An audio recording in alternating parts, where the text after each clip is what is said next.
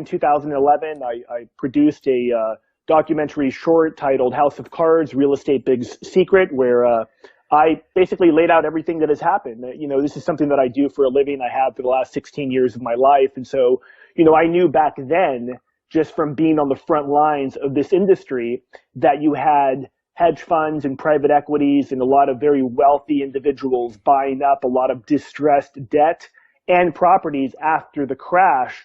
And the intention there, Dave, was to continue to hold these properties for a period of time and eventually resell them via no money down loans or easy credit subprime loans, which is exactly what's happening now. So you have a lot of different factors colluding, if you will. One of them is the big banks have suppressed inventory for prices to go up. Obviously, the Fed keeping rates at 0% for over 10 years has affected housing. And in the last 6 months, we've seen not only Bank of America, but we've seen Wells Fargo come out with 3% down loan programs, where really it's 0% down because of all these different federally funded home buyer assistance programs where you get your down payment in essence for free. So it's just another manipulated market that is going to end well. I think that crash will likely be larger than the one we saw in 2008.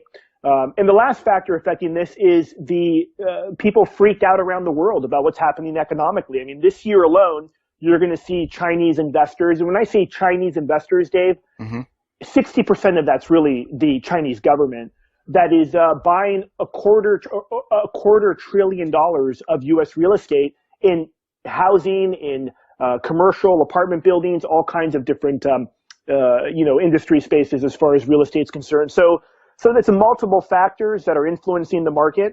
And yeah, I believe it's a hyper bubble.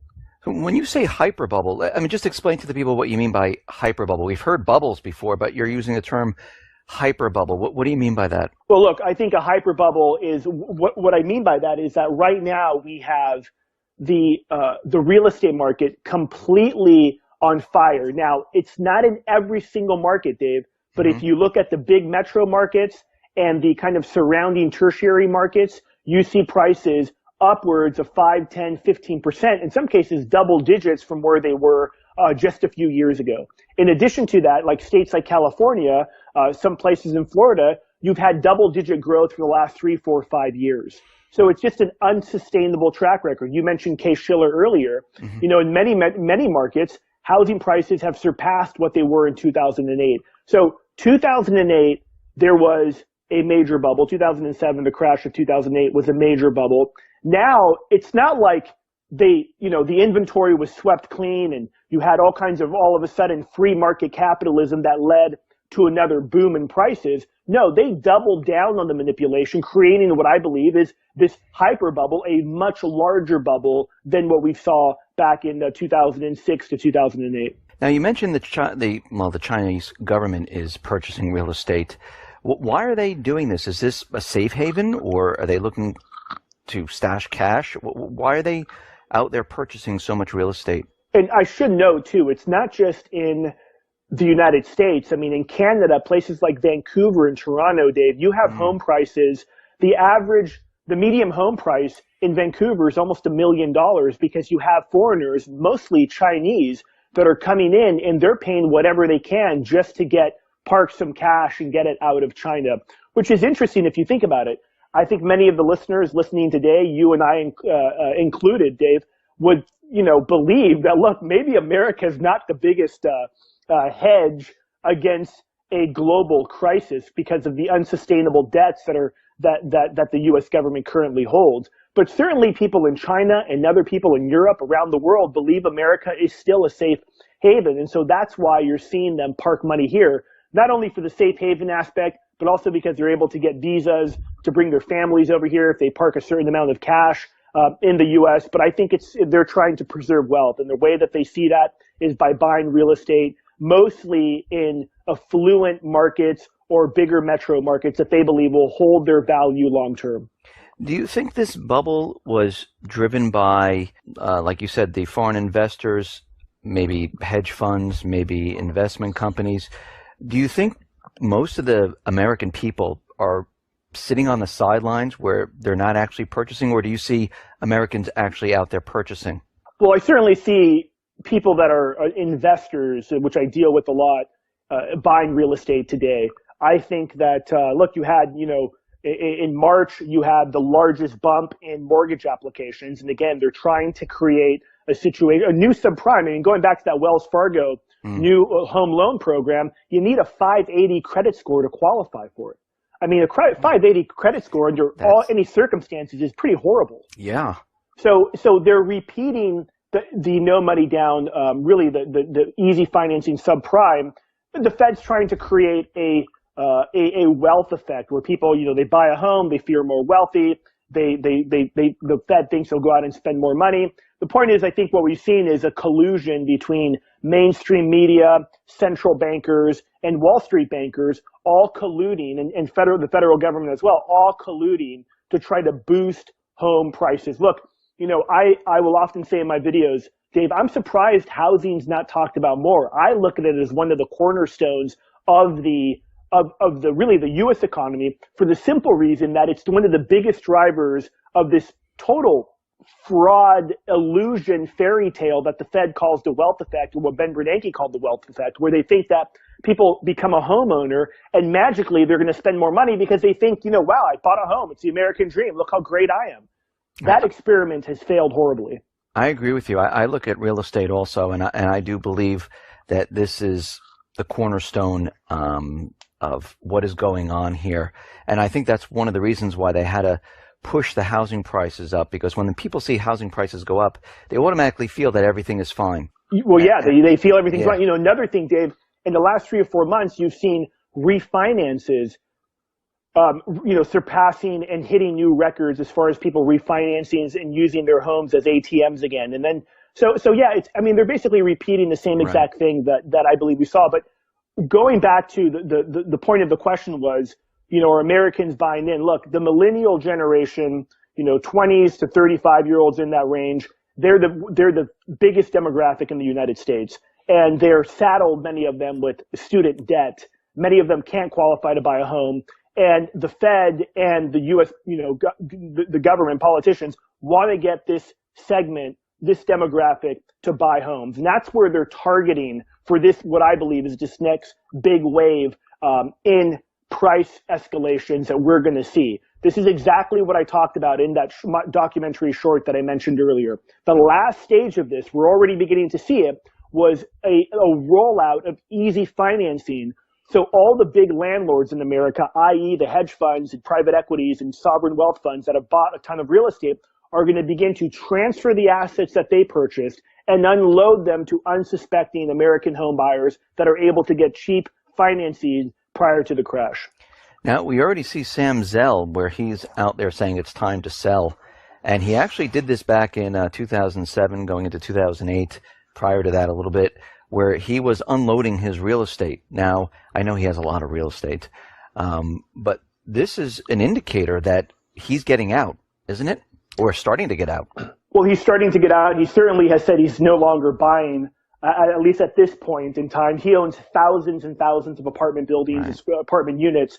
And so, yeah, he's begun to sell in markets like LA and other markets where the prices have just gone absolutely, kind of like that hockey stick graph where they've gone vertical. And so he, can't resist. And he's also talking about what the Fed's doing to housing with its rate policy. So yeah, look, in 2007, 2008, he called it perfectly. He sold a lot of his assets, did very, very well. He's doing the same thing again. And there's other billionaires, and I'm sure we'll get into this as well, but you look at just a Wall Street Journal article last week talking about George Soros buying gold miners, being very bearish on the global economy. So Sam Zell's not alone.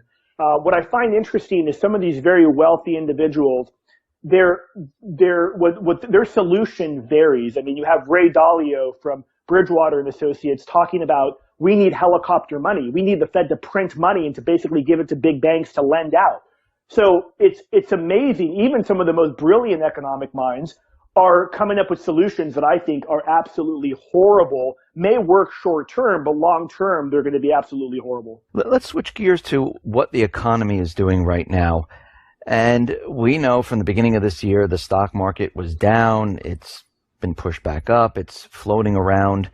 and precious metals, it went from, I think, 1,050 or so back in December. Now it's up into 1,200 and change. The president was out there telling us that, actually twice, that the economy is perfect. It's doing well. There are no problems whatsoever. And at this point in time, what's your take on what the economy is doing? Well, the economy is contracting. I'm one of those guys that believe that we averaged out over the last 10 years. We've likely had negative growth every single quarter. The only thing that bumps it into positive growth, at least on paper, is inflation. You factor that out and it's been negative growth. I mean, and that's what the Fed continues to try to do, hit a 2% inflation target, and they've tried everything. The only thing you haven't tried is this notion of helicopter money that I mentioned earlier, that it's completely different from quantitative easing. But look at the jobs report last quarter. It was absolutely horrible. And in spite of that, you still see the stock market going up or holding its value. It's so amazing that, I mean, that shows you the depths of insanity, Dave, where it's the worse the economic news is, the better the stock market does, because investors are like, wow, the Feds won't raise rates. I mean, that's what it's come to. Right. It's complete insane. So look, the economy's been completely stagnant. Wages aren't raising. And the simple fact of it is that they haven't allowed a flushing down the toilet of all the malinvestments that have been created going back 10, 15 years. You know, what they've done is there's a crash. The Fed comes in and they print money. They do all of these measures. Government spends more money to try to boost things and create almost like a zombie economy.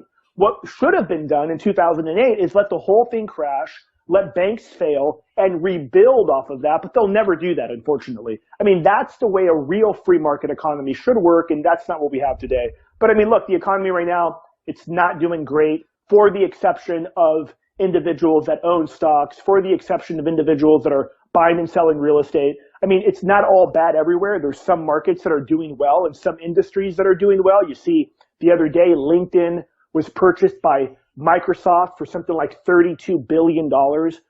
So it's not all bad. But when you add in the debt, when you add in the monetary policies of the Fed, it spells an absolute recipe for disaster. Overall, do you think that the U.S. is already in a recession or approaching a recession? Well, I would say that it's really become so industry specific, but I think overall the average American is hurting, and you can just see this in the political process. You see the tens of thousands of people that came out for Bernie Sanders, who's talking complete gibberish and, I mean, just complete delusions as far as how he feels he can fix the economy. Or you see people going out to Trump events because they recognize bad trade deals and a lot of other things government has done has screwed the middle class. So I think that's the biggest indicator for how the economy is doing, is the tens of thousands of people that are showing up for these two candidates that are pointing to systemic problems in the overall economy. So that leads us to what is happening in the UK, where we have David Cameron, we have other officials, because we know the vote is coming up very soon. And they're talking doom and gloom. You know, if we leave the euro, we're going to have war, we're going to have a collapse, the Earth's going to implode. I mean, they're coming up with everything they can possibly think of to scare everyone. What is your take on what would happen if the UK decided to leave the Eurozone? I think if the UK does leave the EU, I think the internationalists at the IMF, the rest of the collection of the EU masters that basically are unelected bureaucrats, will try to punish the UK financially to set an example for the other copycats that may want to follow suit. But I think ultimately the UK will be much better. They have an economy that they can rebuild around oil, shipping, insurance, finances, a lot of different things. Their tourism is big. So there's a lot of ways, just like Greece. I mean, look, Greece took 3 bailouts in 5 years, and we were all told it's a disaster if they leave. Well, they could have built their economy around mining, around shipping, around tourism. They decided not to do that. I think it'd be great for the UK. Unfortunately, I'm one of those guys, Dave, that believe that the vote's going to be rigged, just like we saw the Scottish independence vote. I believe that was rigged. The polls are now swinging in favor of those that want to exit. the EU, and I think it'd be great. I think that countries, personally speaking, need to go back to sovereignty, need to understand that it's great to trade with other countries, but, there's a reason why the UK is the UK and Europe, and France is France and Germany is Germany. And what we've seen is, again, internationalists like Hillary Clinton, like David Cameron, like the, unelected bureaucrats that run the EU, they are somewhat sold thinking that, no, if we come together, if we actually intertwine our economies even more, that somehow is going to be great. Well, look at the growth rates for the EU. I mean, look at the fact that the UK needs to, in essence, continue to bail out and keep these Eastern European countries on life support that are poor. It just doesn't work out for the people in the UK. And I think that it'd be great if they left. It'd be a great example for sovereignty around the world. I just think that the vote's going to be rigged.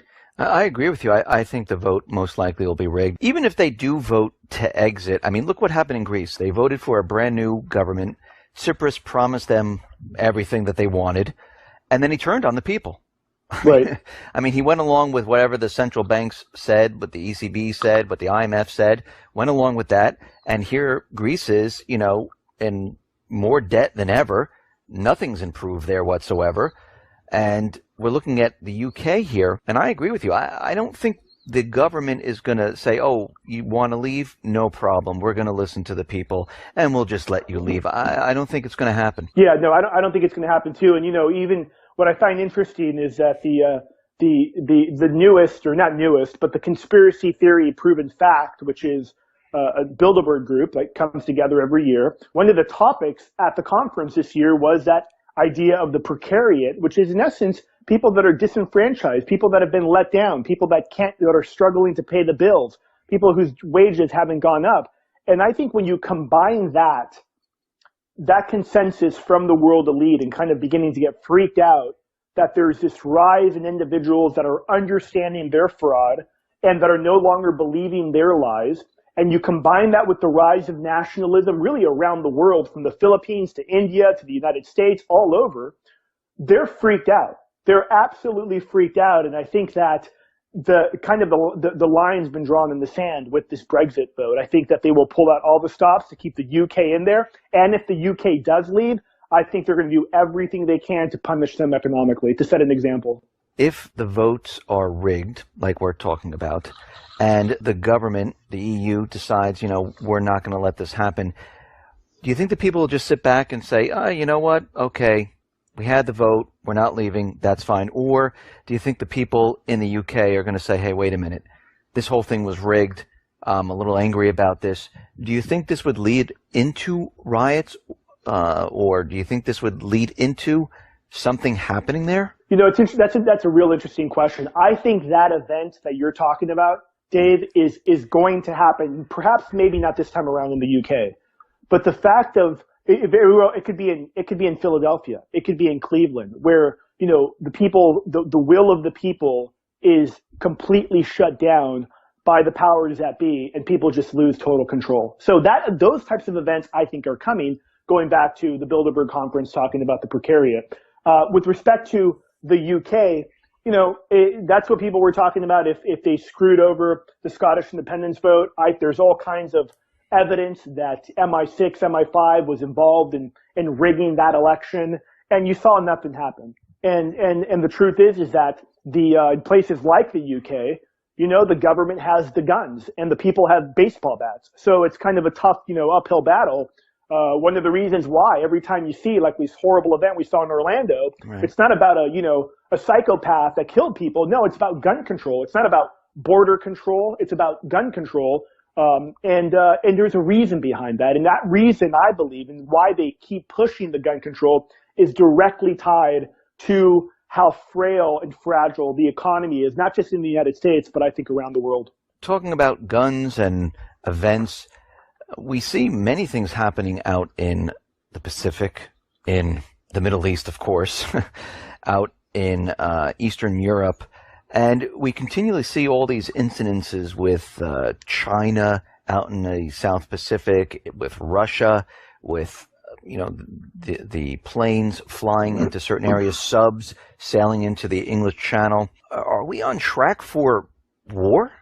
It's a crazy, crazy topic, Dave, right? I mean, and if somebody listening today is maybe just started listening to your channel and most of what they've exposed themselves to has been mainstream media, you hear that and you're like, no, that's never going to happen.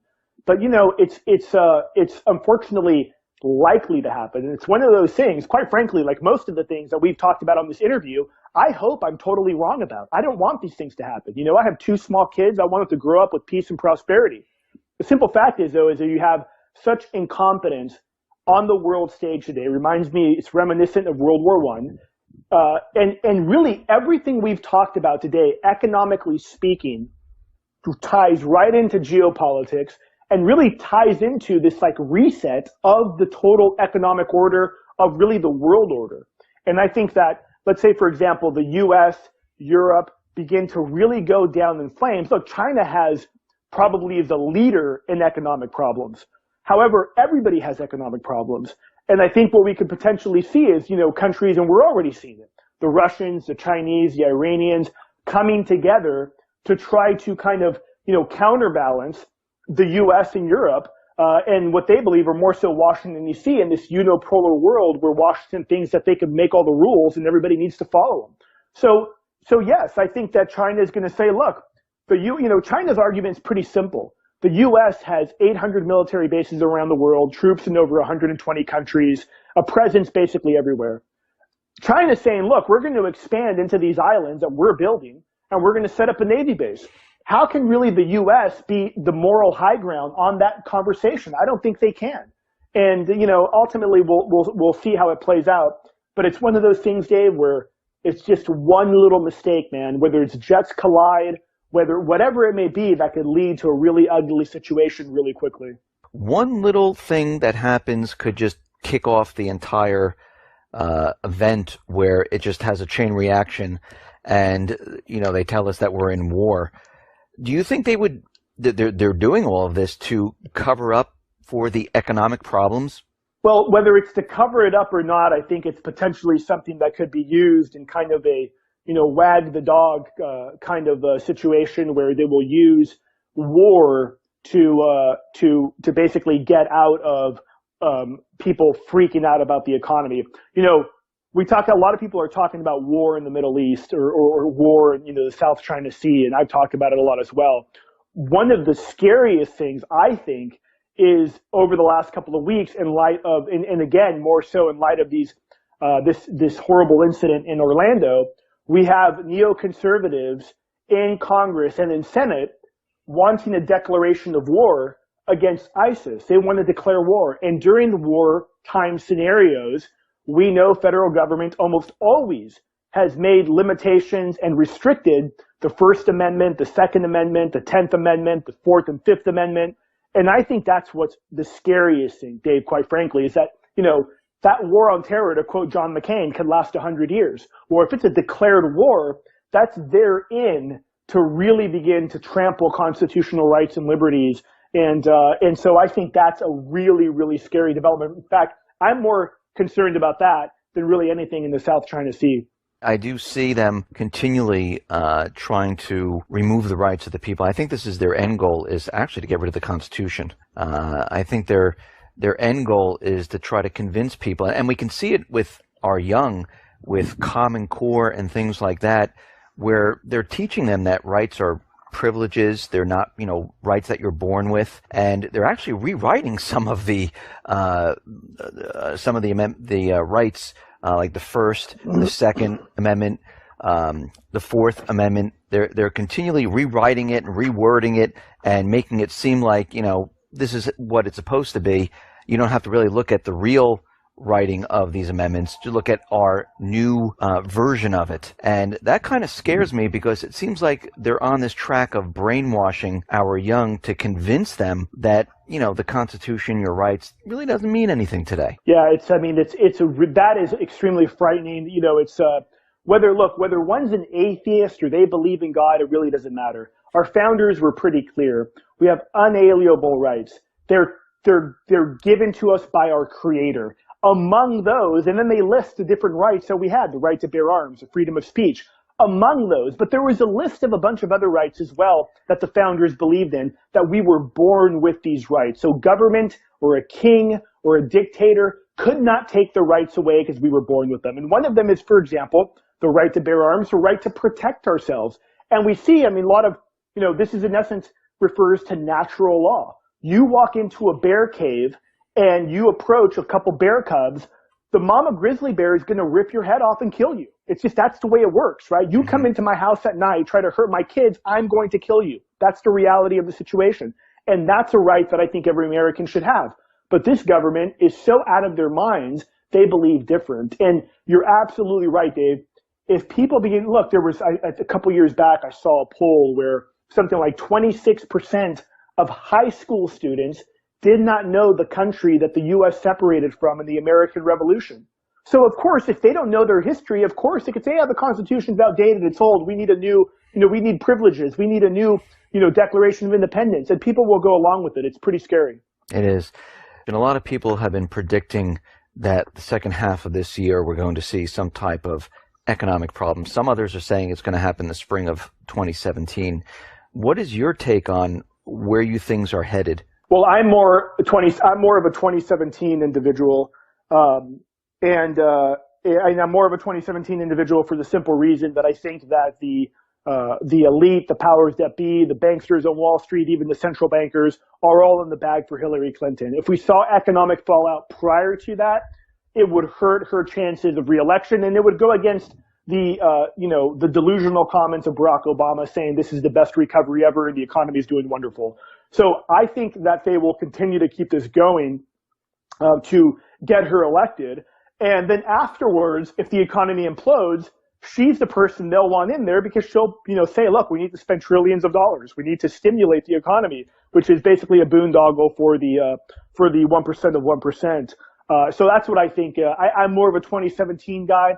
There's no telling. And I'll tell you this too, Dave. A lot of people have thought, look, the Fed's out of ammunition. The truth is that they're not. They have bigger guns that they could roll out.